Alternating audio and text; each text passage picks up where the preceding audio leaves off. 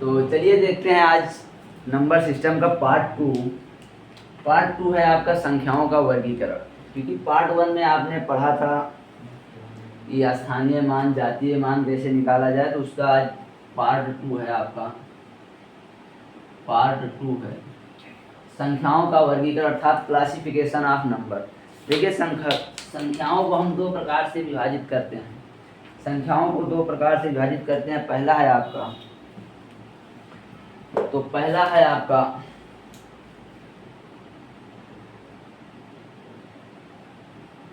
देखिए संख्याओं को हम दो प्रकार से विभाजित करते हैं। पहला है आपका वास्तविक संख्या। वास्तविक संख्या जिसे हम कहते हैं रियल नंबर। रियल नंबर अर्थात वास्तविक संख्या। क्वेश्चन आपसे आएगा कि संख्याओं का वर्गीकरण दो प्रकार से किया जाता है, वास्तविक संख्या यानी रियल नंबर। अगला होता है काल्पनिक संख्या। काल्पनिक संख्या अर्थात जिसे कहते हैं इमेजिनरी नंबर। IMAGINERY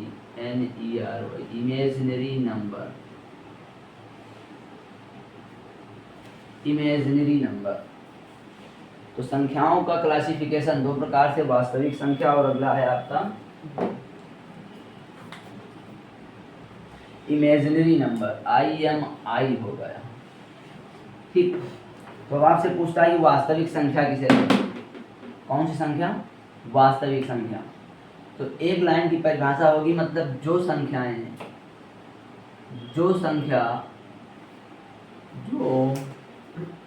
संख्या रेखा पर दर्शाई जाए उसे हम कहते हैं कौन सी संख्या भैया? वास्तविक संख्या। तो वे संख्याएं जिसे हम एक संख्या रेखा पर दर्शाते हैं। ठीक, तो वास्तविक संख्याएं जो संख्याएं संख्या रेखा पर दर्शाई जा सके उसे हम कहते हैं वास्तविक संख्याएं। अर्थात आपको अगर संख्या रेखा पर दर्शाया जाए तो आप इस प्रकार दर्शाइए। इसे मान लीजिए आपको दिया जाए माइनस, मान लीजिए आपको दिया जाए -1 0 +1 +2 +3 -2 -3, इसी प्रकार आपको दिया जाए। तो अर्थात ये सारी संख्याएं आपकी वास्तविक संख्याएं जिसे आप कहते हैं रियल नंबर। ठीक, तो आपने पढ़ा कि संख्याओं का वर्गीकरण दो प्रकार से, वास्तविक संख्या अगला है काल्पनिक संख्या। वास्तविक मतलब जो संख्या रेखा पर दर्शाई जा सके, अर्थात इस प्रकार की संख्याएं। काल्पनिक संख्याएं वे संख्याओं से जिसे संख्या रेखा पर न दर्शाया जाए, अर्थात इसे अंडर रूट में लिखा जाए। जैसे अंडर रूट आयोटा, इस आई को बोलते हैं आयोटा, और अंडर रूट आयोटा की जो वैल्यू होती है वो होती है -1। ठीक है, जैसे आपको अंडर रूट के अंदर आई दिया जाए तो इसे पढ़ा जाता है आयोटा। IOTA iota. ठीक, तो इसे पढ़ते हैं आयोटा, अंडर रूट आयोटा, जबकि इसकी वैल्यू होती है आपकी कितना? -1 अर्थात आयोटा की वैल्यू कितना होती है भैया? -1। अब इसी प्रकार आपसे पूछेगा कि बताइए अंडर रूट 4 की वैल्यू क्या होगी? अंडर रूट 4 आयोटा की वैल्यू क्या होगी? ध्यान समझिए। जैसे आपको दे दिया जाए कि आयोटा की वैल्यू कितना होती है, आपने बता दिया कि -1, अर्थात अगर जहाँ भी आपको आयोटा मिल जाए उसकी वैल्यू हो जाएगी -1। 4 नहीं भैया, 4 तो क्वेश्चन ये अंडर रूट में रहे। तो अंडर रूट आयोटा की वैल्यू कितना होती है? -1। अंडर रूट आयोटा की वैल्यू कितना होती है? -1। अंडर रूट आयोटा की वैल्यू कितना होती है? -1। अंडर रूट आयोटा की वैल्यू होती है -1।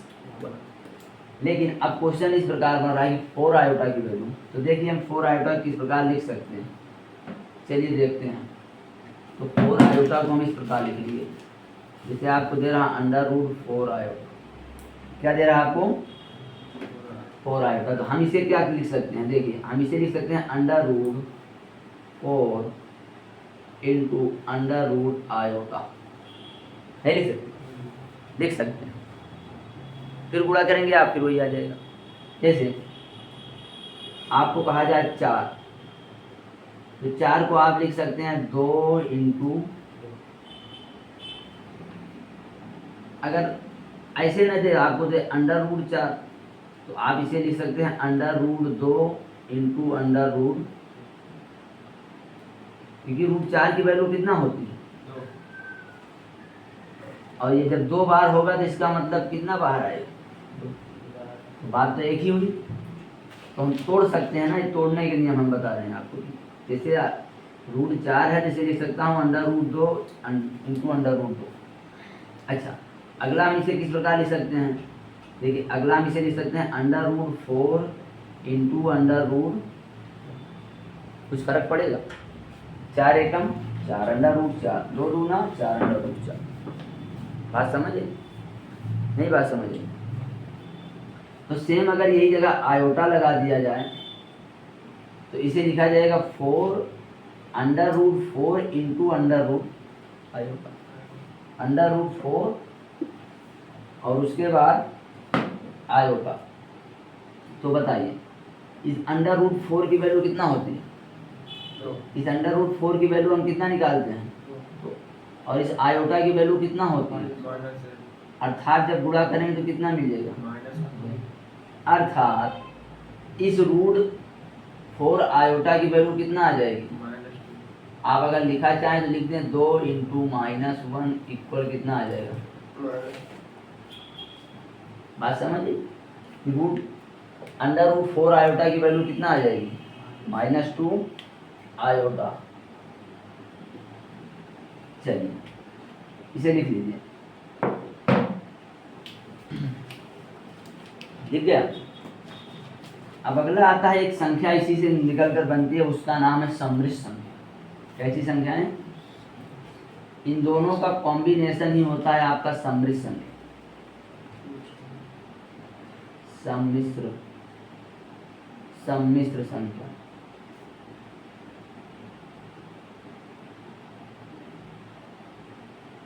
सम्मिश्र संख्या अर्थात जिसे हम कहते हैं कॉम्प्लेक्स नंबर। कैसा नंबर, कॉम्प्लेक्स। सम्मिश्र संख्या अर्थात कैसा नंबर, कॉम्प्लेक्स नंबर। ठीक, आधा मान ही रहेगा इसमें, सम्मिश्र। सम्मिश्र कैसे लिखा जाएगा, आधा मान ही रहेगा। सम्मिश्र सम्मिश्र संख्या यानी कॉम्प्लेक्स नंबर। देखिए अगर आपसे पूछता है कि सम्मिश्र संख्या किसे कहते हैं, तो आप सिर्फ बताइए कि वास्तविक संख्या और काल्पनिक संख्या का योग या गुणा या भाग या माइनस, यही क्या कहलाती है, सम्मिश्र संख्या। जैसे सम्मिश्र संख्या को हम इससे इस प्रकार लिखते हैं, सम्मिश्र संख्या को हम लिखते हैं a प्लस आयोटा b के फॉर्म में, a प्लस आयोटा b के फॉर्म में। अच्छा, अब इसमें आपसे पूछता है कि a क्या है, आपसे पूछता है कि इसमें a क्या है। आपको मालूम होना चाहिए a जो है एक वास्तविक संख्या है। कैसी संख्या है, वास्तविक संख्या। जबकि b जो है आयोटा b, ये कैसी संख्या है, काल्पनिक संख्या। बात समझ आई। तो a प्लस आयोटा b के फॉर्म में किसे लिखते हैं हम, सम्मिश्र संख्या। और सम्मिश्र संख्या कहाँ से लाते हैं, काल्पनिक और वास्तविक। क्यों, क्योंकि वास्तविक ये है, काल्पनिक ये है, इन्हीं दोनों को उठा दिए, बन गई कैसी संख्या, सम्मिश्र। अब कैसे जाने ये वास्तविक है ये काल्पनिक है, तो आयोटा आपने देखा है, आयोटा कैसी संख्या है, काल्पनिक। और जो काल्पनिक है और किसी भी के साथ अगर लग जाती है तो सारी संख्या बना देती है कॉम्प्लेक्स यानी कि। जैसे आपसे कहा जाए कि एक कुआं है, अगर वहाँ जहर फेंक दिया जाए तो पूरे कुआं में जहर फेंक देना, एक जगह थोड़ी ना रहे। वैसे जो आयोटा है काल्पनिक है, और इसके साथ कोई भी लग जाए वो सबको क्या बना देगा, काल्पनिक। जैसे इसी के स्थान पर क्वेश्चन आपको ऐसे आएगा, मान लीजिए इस एक के स्थान पर दे दे 2 प्लस आयोटा है आयोटा, और यहाँ दे दिया आपको 3, तो इसे लिखेगा ऐसे a+3 आयोटा। ये क्वेश्चन बन गया आपका, नहीं समझेगा भाई।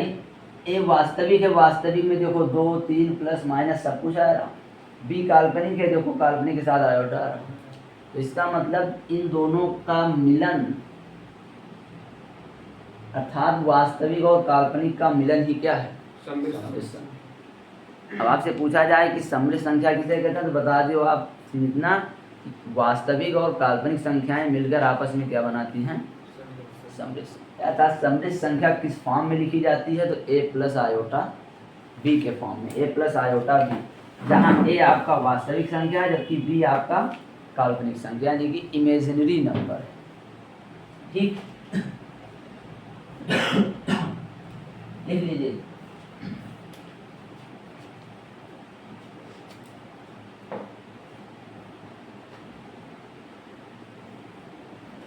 लिख गया? अगर लिख गया हो तो इसे मिटाएं।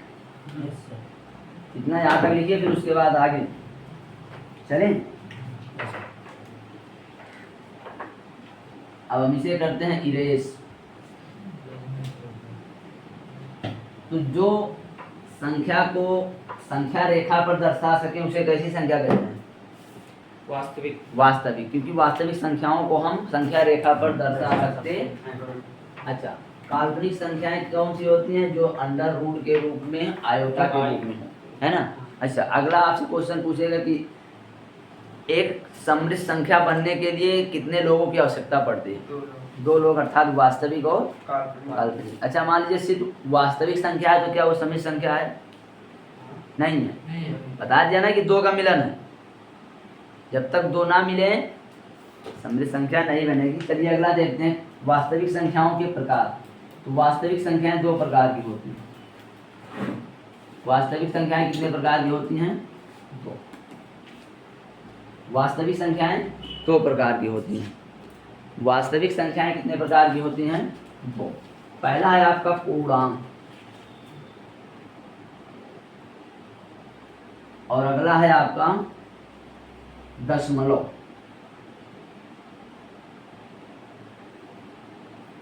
चाहे आप ऐसे लिख लीजिए कि संख्याओं का वर्गीकरण 2 प्रकार से होता है, वास्तविक संख्या, काल्पनिक संख्या। वास्तविक संख्या का उदाहरण लिख दीजिए, काल्पनिक का, फिर उसके बाद हेडिंग डाल दीजिए समृद्ध संख्या। उसमें आप लिखिए कि वास्तविक और काल्पनिक मिलकर समृद्ध संख्या का निर्माण करती हैं, अर्थात समृद्ध संख्या का फार्मूला a+ आयोटा b होता है।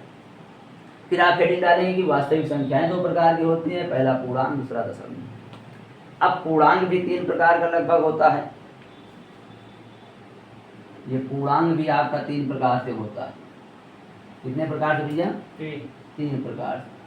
पहला है आपका धनात्मक, और दूसरा है आपका ऋणात्मक। धनात्मक पूर्णांक, और अगला है आपका ऋणात्मक। एक होता है अऋणात्मक, अऋणात्मक अर्थात कितने प्रकार से हो गया आपका, 3।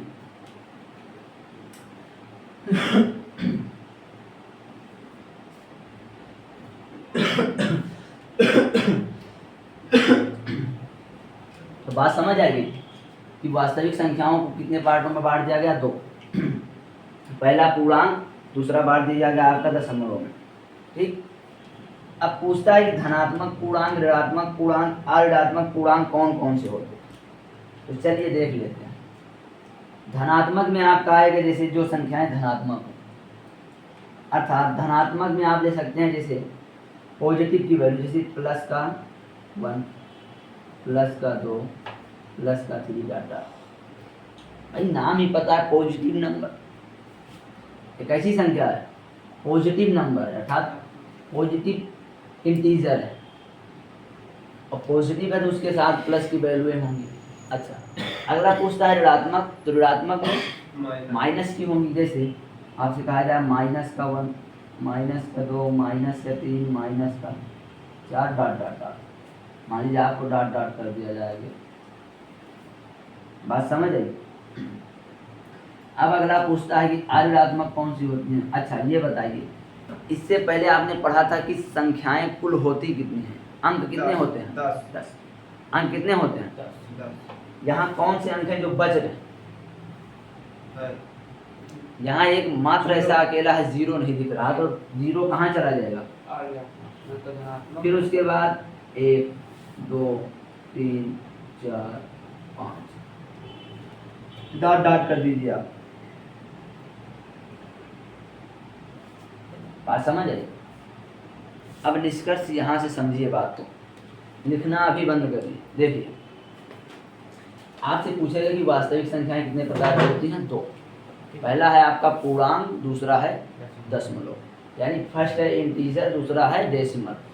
ठीक, अब ये जो इंटीजर है पूर्णांक है 3 पार्ट में है। पहला है आपका positive integer, negative integer, non negative, non positive. ठीक, मतलब कि धनात्मक, ऋणात्मक, अऋणात्मक। धनात्मक से ही नाम में पता चल रहा है सारी संख्याएं किसमें होंगी? प्लस में। तो अब आप प्लस की चीज़ें ले लीजिए, चाहे जहाँ से लीजिए। तो चलिए हम एक से उठाते हैं, प्लस का 1, प्लस का 2, प्लस का 3, dot dot dot dot dot infinite. लेकिन क्या लेंगे हम? पॉजिटिव। अच्छा, अगला कहता है निगेटिव। निगेटिव भी कहता है हम सिर्फ निगेटिव में रहेंगे, चाहे जहाँ को ले चलो। तो -1, -2, -3 dot dot dot dot minus infinite. बात समझ इतना? अब 0 बज रहा है, आपसे सीधा क्वेश्चन पेपर में आता है इसे कि 0 कैसी संख्या है? ऑप्शन देगा धनात्मक, ऋणात्मक, अऋणात्मक या इनमें से कोई नहीं। तो आप अगर पढ़े हैं सही से तो आप बताएंगे कैसी संख्या है? अऋणात्मक। या फिर ऐसे देगा कि 0 होता है निगेटिव, पॉजिटिव या इनमें से कोई नहीं। इनमें से, क्योंकि ना तो 0 प्लस होता है ना 0, अर्थात 0 कहीं भी नहीं है, तो उसे हम रख देते हैं अऋणात्मक में, मतलब ना ऋणात्मक ना धनात्मक। तो अऋणात्मक में अब आप सारी संख्याएं वैसे लिखिए, बस खाली इसमें कोई चिन्ह। जैसे यहाँ देखिए हम प्लस के लिए प्लस दिखाते थे, माइनस के लिए माइनस दिखाते थे, लेकिन यहाँ कहीं दिखाई पड़ रहा ना प्लस ना माइनस, 0 से चल रहा है। अच्छा, इन्हीं संख्याओं को हम बोल देते हैं कुछ अन्य नाम। इसे हम क्या कहते हैं? बहुत साल पहले, आज से 400-500 साल पहले पढ़े रहो आप लोग कि प्राकृत संख्या के बारे में सुना ही पड़ा रहा, नहीं पढ़े रहो? ईमानदारी से बताओ, देखा आप बोलो तो कौन नंबर? Natural number. यहाँ तो पढ़ा वगैरह आपका कि जितनी संख्याएं पॉजिटिव में होती हैं वो संख्याएं कौन सी होती हैं? प्राकृत, लेकिन 0 उसमें ना हो। तो कहाँ यहाँ 0 दिखाई पड़ रहा? दिखाई पड़ रहा। अब जब नहीं पड़ रहा, पॉजिटिव में है, तो इसे बोल देंगे कौन सी संख्या है? अगला है आपका ये, इसका भी कोई नाम था, आपने पढ़ा होगा, पूर्णांक संख्या। पूर्णांक वाली जान आपने पढ़ा होगा कि पूर्ण संख्या के बारे में, होल नंबर। तो पूर्ण संख्याएं कौन होती है? जो 0 से स्टार्ट हो, इनफाइनाइट तक में। तो कौन सी संख्या है? पूर्ण संख्या, इसे हम कहते हैं होल नंबर। कौन सा नंबर? होल नंबर भैया। बात समझ आई? कुछ अब नहीं समझ आई?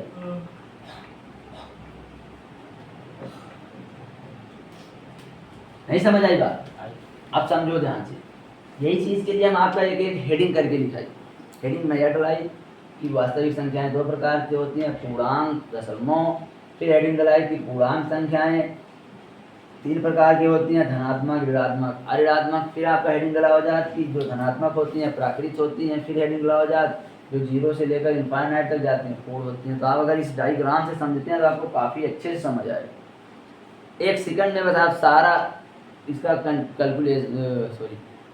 निष्कर्ष निकाल सकते हैं, क्योंकि सारी चीज़ आपको एक साथ है। आपसे पूछे तुरंत पूर्ण संख्या, तुरंत आप आएंगे यहाँ। आपसे पूछे प्राकृत संख्या, आप तुरंत आएंगे यहाँ। अच्छा, अब अगर पूछा जाए क्या पूर्ण संख्याएं, प्राकृत संख्याएं पूर्णांक होती हैं? सही बात नहीं, ये पूर्णांक से तो निकल गया है ना। तो अब पूर्णांक पूछ लिया जाए, सारी संख्याएं पूर्णांक, अर्थात जो माइनस में हुए, प्लस में हुए, 0 भी में, सब कौन संख्या है? पूर्णांक। ये तो लिखा हुआ जाता है -1 -2 फिर +1 +2, जितना माइनस चलो उतना प्लस चलो संख्याएं होती हैं पूर्णांक। तो वही चीज़ तो यहाँ लिखा है। चलिए अगला देखते हैं। अगला है आपका दशमलव। दशमलव भी दो प्रकार का होता है, आपने पढ़ा होगा, अभी कहेंगे अच्छा यहाँ तक दिखाई पड़ रहा। तो आप दशमलव में भी पढ़ते हैं दो प्रकार के, पहला है शांत, दूसरा है आसान। आसान। तो ये हो जाएगा आपका शांत और ये हो जाएगा आपका आसान, जिसे कहते हैं आप टर्मिनेटिंग, नॉन टर्मिनेटिंग,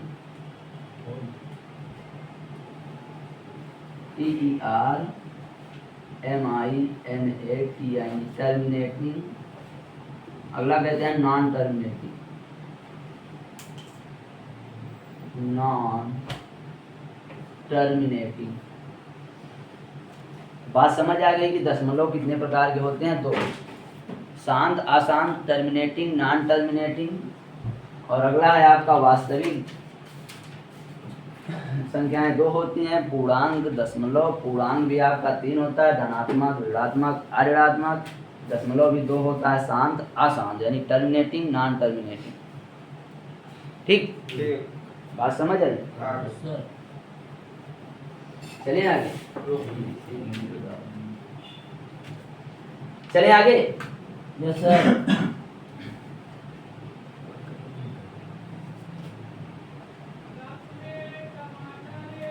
चला जाए, चलो दो। अब आपसे पूछता है कि शांत किसे कहते हैं? शांत संख्याएं होती हैं जो संख्याएं कुछ देर बाद जाकर कट जाएं। जैसे शांत में आपको दिया जाए फॉर एग्जाम्पल 1/2 दिया जाए, तो इसे आप क्या लिखेंगे?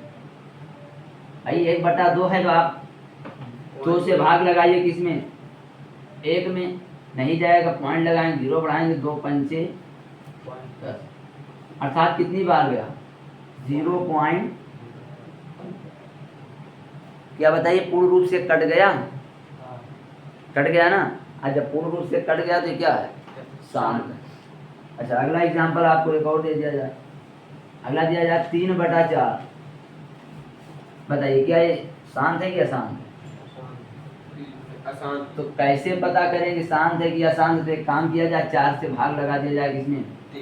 3 में। जब 4 से 3 में भाग लगा दिया जाएगा, नहीं जाएगा, पॉइंट लगाएंगे, 0 बढ़ाएंगे, 4 अट्ठे 32। ज़्यादा हो जाएगा, तो 4 सत्ते 28, ये बच जाएगा आपका 2। पॉइंट लगाए हैं, जब पॉइंट एक बार लग चुका है तो आप एक 0 बढ़ा सकते हैं, तो 4 से भाग जाएगा, 4 पंचे 20, अर्थात ये कट जाएगा, अर्थात ये कितना बचेगा? 0.75। तो ये कैसा है? शांत। अब निकालना आ जाएगा ना। अगर जो संख्याएं हर से कट जा रही हैं पूर्ण रूप से, जरूरी नहीं कि वो कहीं भी कट रही हैं, 1 अंक पर पॉइंट पे कट सकती हैं, 2 पर, 3 पर, 4 पर, 5 पर, 10 पर, लेकिन एक समय आएगी वो पूर्ण रूप से कट जाती हैं। अगर कट जाती हैं तो संख्याएं कैसी होती हैं? अच्छा, अगला आता है कि आसान। देखिए अशांत भी 2 प्रकार से होती हैं।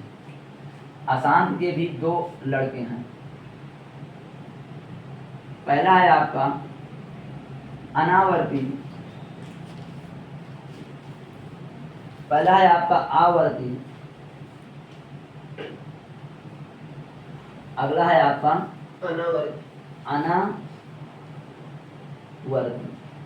और आवर्ती को आप क्या बोलते हैं? रिपीटिंग।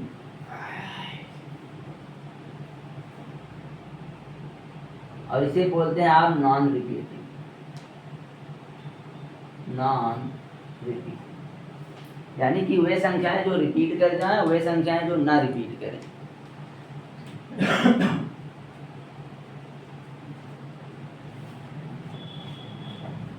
चलिए, तो आपको पता चल गया कि अशांत भी 2 प्रकार से होती हैं, आवर्ती, अनावर्ती। अच्छा, आप कैसे जानेंगे कि आवर्ती अनावर्ती है? तो अनावर्ती आप ऐसे पहचानेंगे कि इसका लगभग मान होता है। इसका कैसा मान होता है भैया? लगभग मान। ठीक। और आवर्ती मतलब रिपीटिंग, जो संख्याएं रिपीट करें। जैसे एग्जाम्पल पे आपको दिया जाए, एग्जाम्पल में आपको दिया जाए कि 1/3। बताइए 1/3 को आप क्या लिखेंगे? आसान नहीं पता आपको तो एक काम करिए, आप इसमें भाग लगाइए। डिवाइड एक से किसमें भाग लगाएंगे, और तो 3 से किसमें भाग लगाएंगे, एक एक में। जब 3 से 1 में भाग लगाएंगे तो पॉइंट लगाएंगे, आप बढ़ाएंगे, पॉइंट लगाएंगे आप बढ़ाएंगे 0। अर्थात जब 0 बढ़ाएंगे तो कितनी बार जाएगी, 3 त्रिक का हो जाएगा 9। फिर यहाँ बच जाएगा शेष कितना, यहाँ पॉइंट लगा दिए तो आप यहाँ 0 बढ़ा सकते हैं। जब फिर जाएगा आपका 3 बार, 3 त्रिक का हो जाएगा आपका, फिर 1 बचेगा, फिर आप पॉइंट लगाएं 0 बढ़ाएं, 3 त्रिक का 9। ऐसे आप करेंगे, ऐसे 3 बढ़ता जाएगा। अर्थात देखा जाए तो ये आ जाएगा 0.33333 डॉट डॉट, यानी ये कटेगा नहीं। अर्थात ये है रिपीटिंग आवर्ती है। अर्थात आप इसे बोलते हैं कि रिपीट कर रही संख्याएं रिपीट करती जा रही हैं, रिपीट करती जा रही हैं। बार अगला एग्जाम्पल आपको एक दिया जाए, वो आप बहुत पढ़े होंगे, 2/3। यस सर अब इस 2/3 से जब आप भाग लगाएंगे तो कितनी बार जाएगा, हाँ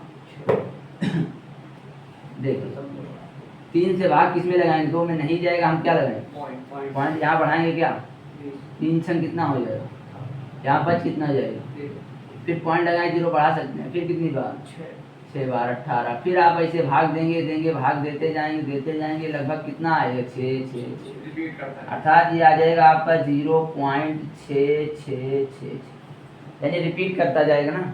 अच्छा, आप ब्रैकेट भी पढ़े होंगे तो उसमें 4 ब्रैकेट पढ़े होंगे, बड़ा, मंझला, छोटा, बार ब्रैकेट। तो अगर इसे हम इस तरीके से लिख दें, इसे अगर हम इस तरीके से लिख दें, किस तरीके से, बार लगा दें, नहीं समझ आई बात, इसे लिख दें 0.6 पर बार 6 बार तो बार का मतलब हो गया कि वही संख्या बार आ रही है, बार आ रही, वही संख्या जिस पर बार लगा है, बात समझना। आगे बहुत इसका इम्पोर्टेंट है, अभी तीसरे पार्ट में पता है। देखिए। आपको दिया जाए 0.222, तो आप क्या करेंगे, इसे एक लाइन 0.2 बार। लिखेंगे 2 पर बार बार।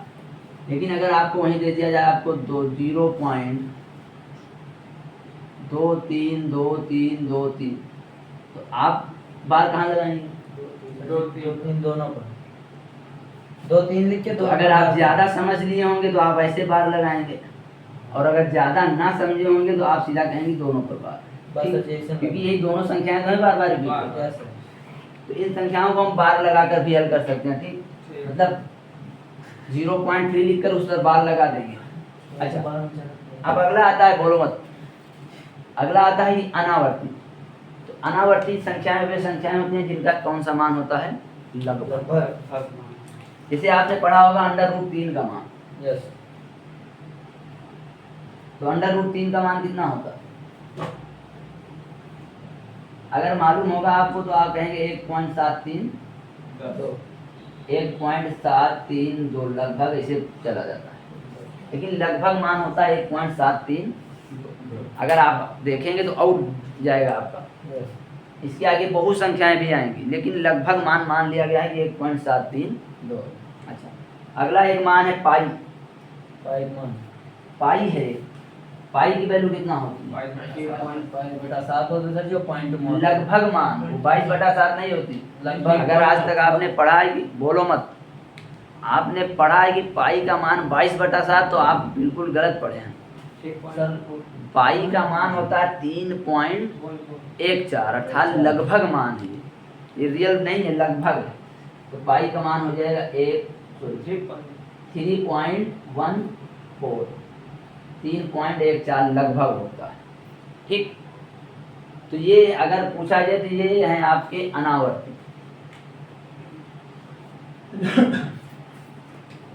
अच्छा, एक और है कि √2, √2 का क्या हो जाएगा, √2 का हो जाएगा आपका 1.414, ये लगभग मान।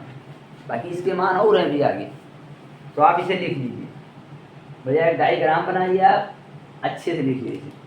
अगर नहीं लिख जाता तो आप कॉपी उल्टा कर लीजिए। जैसे मान लीजिए आपकी कॉपी यस है तो आप ऐसे कर लीजिए, आप आ जाएगा। आपने देखा कि संख्याओं का वर्गीकरण कितने प्रकार से हुआ, पहले 2 प्रकार से, पहला हुआ वास्तविक, फिर काल्पनिक, इन्हीं वास्तविक और काल्पनिक से मैंने बनाया समृद्ध संख्या। फिर इसके बाद इस वास्तविक संख्या से मैंने 2 लोग को निकाला, पूर्णांक, दशमलव। अब पूर्णांक में 3 लोग को निकाला, धनात्मक, ऋणात्मक, अऋणात्मक।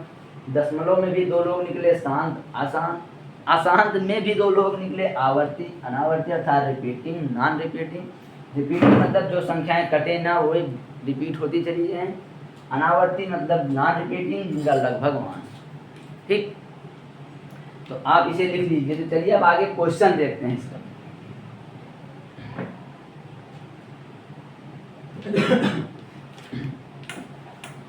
अच्छा, देखिए यहीं से आप अगर निकालना चाहें तो आप निकाल सकते हैं, ध्यान से देखिए।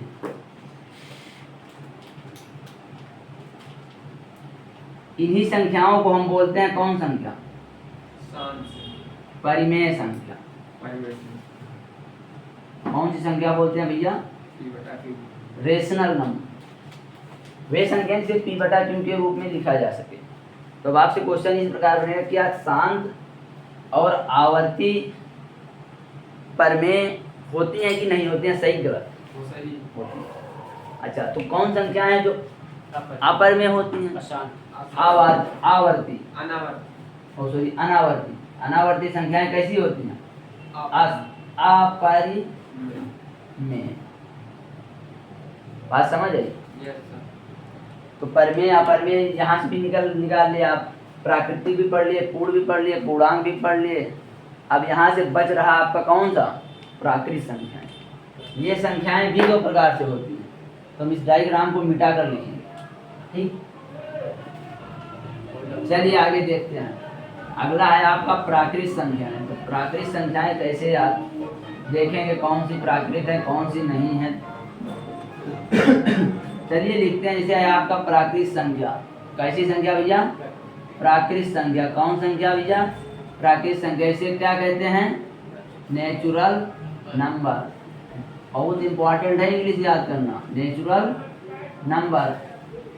देखिए प्राकृतिक संख्याएं 2 प्रकार से होती हैं। आपने पढ़ा होगा बचपन में, जान मेरी जाने मन, बचपन का प्यार मेरा भूल नहीं जाना रे। तो चलिए याद करते हैं बचपन का प्यार। प्राकृतिक संख्याएं 2 होती हैं। जैसे पहला है आपका भाज्य।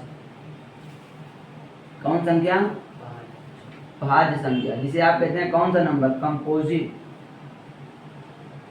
कौन सा नंबर? कंपोजिट नंबर है। कौन सी संख्या? भाज्य अर्थात कंपोजिट। और अगला होती है आपकी अभाज्य। बहुत इंपॉर्टेंट है ये संख्या, भाज्य और अभाज्य। अभाज्य को क्या बोलते हैं? Prime number. अभाज्य को, भाज्य है आपका कंपोजिट, अभाज्य है आपका prime number, PRIME, prime number. ठीक, तो प्राकृतिक संख्याएं कितने प्रकार से होती हैं भैया? 2 प्रकार से। पहला है आपका भाज्य, दूसरा है आपका अभाज्य। अब आइए देखते हैं भाज्य किसे कहते हैं, अभाज्य।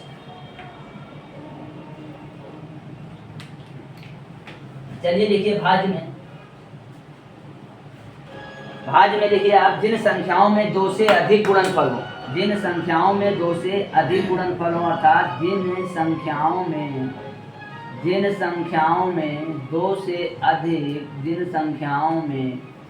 2 से क्या हो? अधिक गुणनफल हो। जिन संख्याओं में 2 से अधिक गुणनखंड होते हैं, क्या होते हैं? गुणनखंड होते हैं। उसे कौन सी संख्या कहते हैं? भाज्य। अर्थात भाज्य संख्या आप कैसे जानेंगे? जिसमें 2 से अधिक गुणनखंड हो। और जबकि आपका अभाज्य है जिसमें कितने गुणनखंड हो? सिर्फ 2 हो, जिसमें 2 गुणनखंड हो। जिसमें 2 गुणनखंड हो उसे हम अभाज्य संख्याएं कहते हैं। तो भाज्य यानी कंपोजिट नंबर, 2 से अधिक गुणनखंड निकले। अभाज्य यानी जिसमें सिर्फ 2 गुणनखंड हो। तो चलिए देख लेते हैं भाज्य अभाज्य को। चलें, देखिए अब भाज्य संख्याओं का एग्जाम्पल लें तो आपको एग्जाम्पल ऐसे देखिए, जैसे आप पाए पहला 4,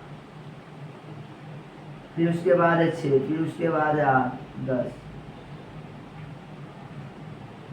4, 6, 8, 9, फिर उसके बाद है आपका 10 डाटा। ये है आपकी अभाज्य संख्या। जबकि भाज्य संख्या, जबकि अभाज्य में देखेंगे 2 तो हो जाएगा 2, 3, 5, 7, 11, 13 डाटा। बहुत इंपॉर्टेंट है संख्याएं। तो भाज्य संख्याएं जिन संख्याओं में से कम 2 से अधिक गुणनखंड हो उसे हम भाज्य कहते हैं, और जिसमें सिर्फ 2 गुणनखंड हो उसे हम अभाज्य कहते हैं। अब इसे कैसे समझें, देखिए यहाँ से 2 से अधिक कैसे पता करें। जैसे 4 है, बताइए इस 4 को कितने लोग काट सकते हैं।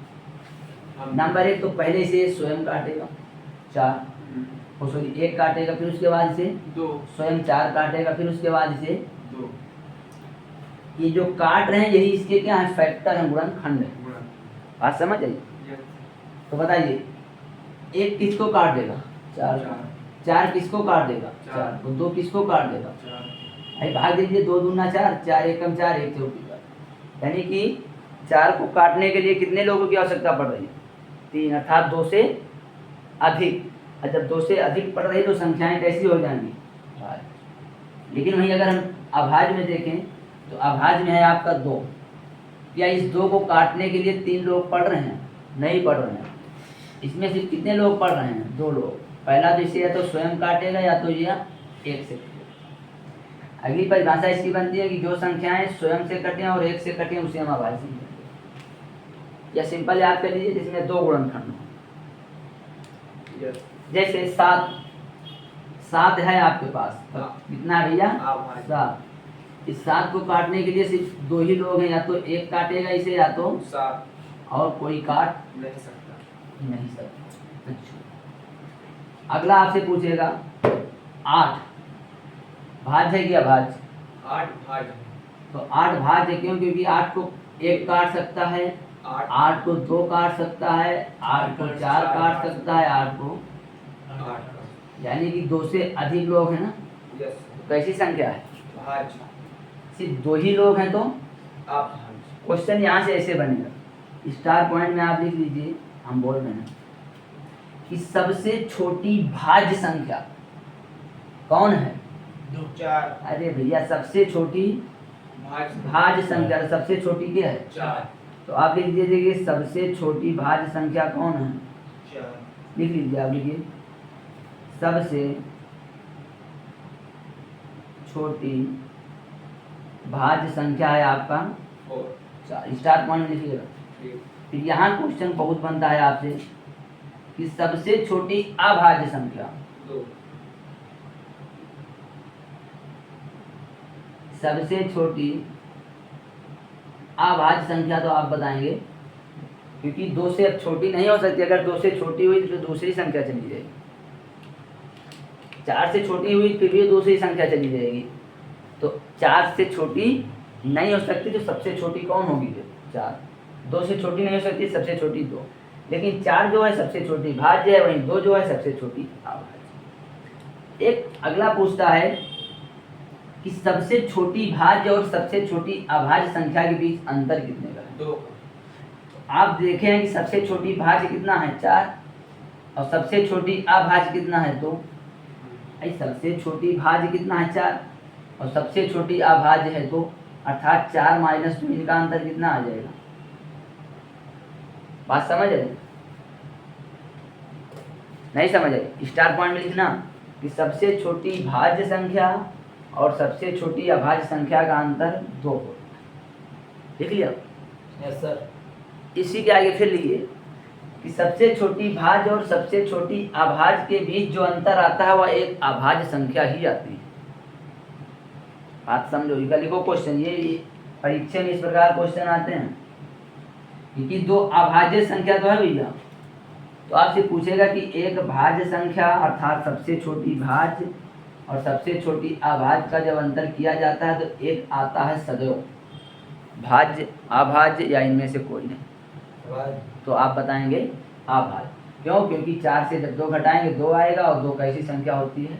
अभाज्य। अर्थात एक सबसे छोटी भाज्य और एक सबसे छोटी अभाज्य का अंतर सदैव एक अभाज्य ही संख्या थी।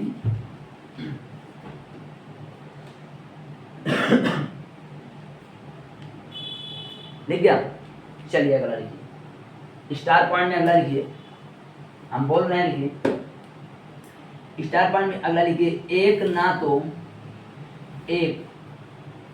तो क्या है भाज्य संख्या और ना ही अभाज्य संख्या है। आप अपनी बुक में लिखिए ऐसे कि एक ना तो भाज्य संख्या है और ना ही अभाज्य संख्या है। क्वेश्चन बहुत पूछा जाता है परीक्षा में कि एक कैसी संख्या है, भाज्य अभाज्य या इनमें से कोई। तो आप बताएंगे इनमें से कोई नहीं, क्योंकि एक ना तो भाज्य में आता है ना ही अभाज्य में आता है, तो ये ना तो भाज्य होगा ना अभाज्य। तो बात समझ आ गई? चले आगे। चलिए अगला लिखिए आगे।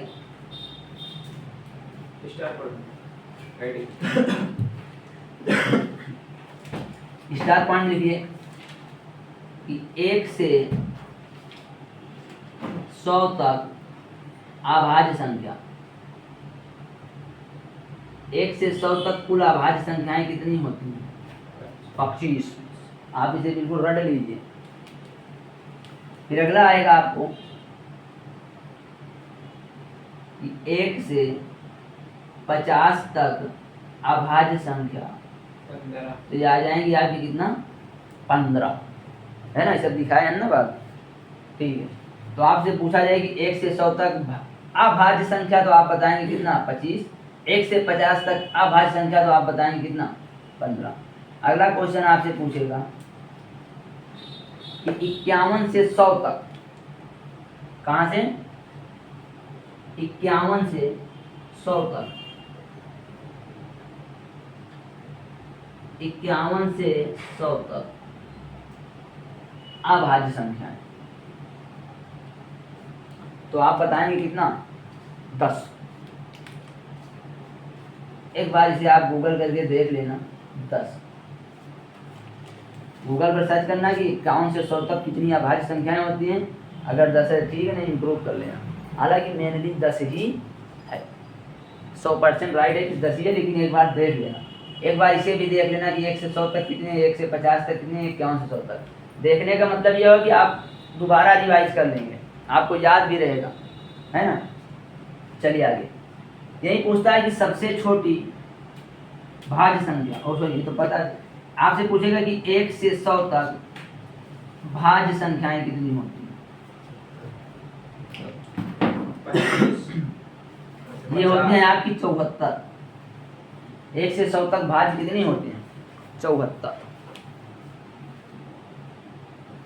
1 से 100 तक 74।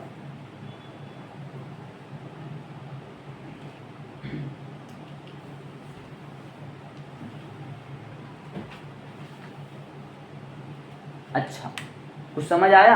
Yes sir. नहीं आया? बहुत जो आपको इसी इतना मालूम कर लो कि 1 से 100 तक अभाज्य कितनी? 25। 1 से 50 तक अभाज्य कितनी? 15। 51 से 10 तक अभाज्य कितनी?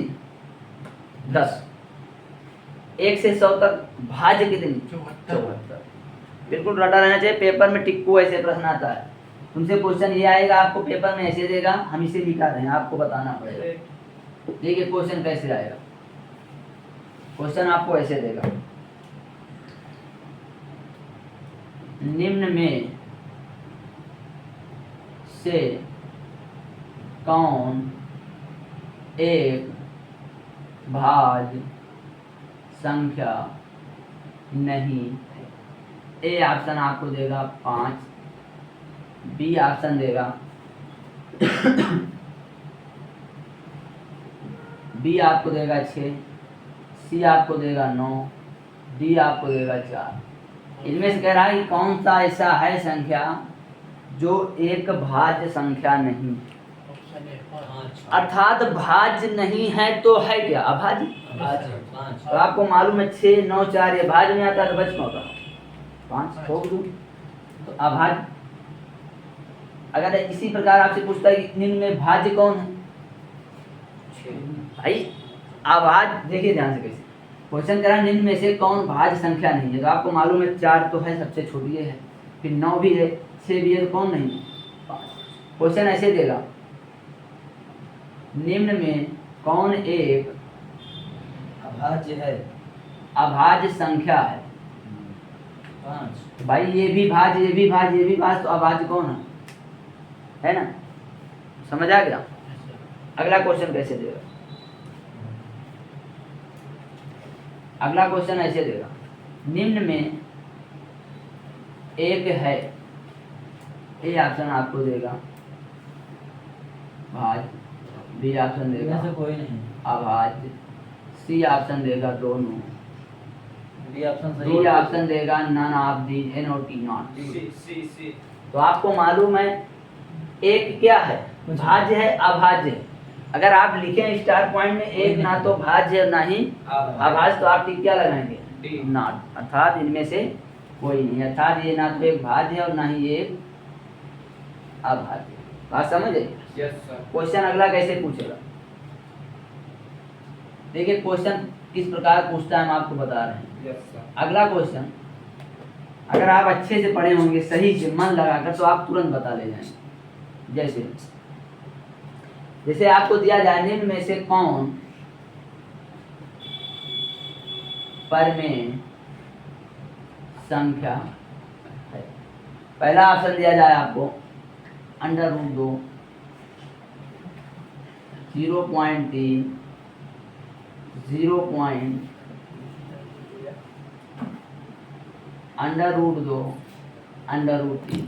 इसमें कह रहा निम्न में से कौन एक परमेय संख्या है? 5। सर मैं 0.3। अर्थात ऑप्शन, 0.3। अगर आप पीछे भी पढ़े होंगे जस्ट अच्छे से, तो तुरंत आप निकाल ले जाएंगे। आप तो नंबर 1 यही पढ़ेंगे कि पाई तो परमेय नहीं है क्योंकि वो लगभग मान दे रही थी, √3 भी नहीं क्योंकि ये भी लगभग मान दे रहा है, ये भी लगभग, अर्थात ये सब लगभग मान दे रहे। तो लगभग मान वाले कहाँ रखे थे हम? अनावर्ती में। और जितने अनावर्ती थे कैसी संख्याएं थी? अपरमेय थी। अपरमेय थी तो कौन सी संख्या हो जाएगी परमेय आपकी? 3 पर 12, अर्थात जो रिपीट कर रहा है, रिपीट कर रहा है। Yes sir. Yes sir. Question समझ आया? जी। ऐसे क्वेश्चन आता है बस। अगला आपसे देगा 0.33, बी ऑप्शन आपको देगा। देखिए आपको क्वेश्चन किस प्रकार देगा, ए आपको देगा 0.9, बी ऑप्शन देगा आपको 0.32, सी ऑप्शन देगा आपको 0.85 और डी ऑप्शन देगा 5। मान लीजिए आपको देता है 0.30। इसमें से कहता है निम्न में से कौन अपरमेय संख्या है?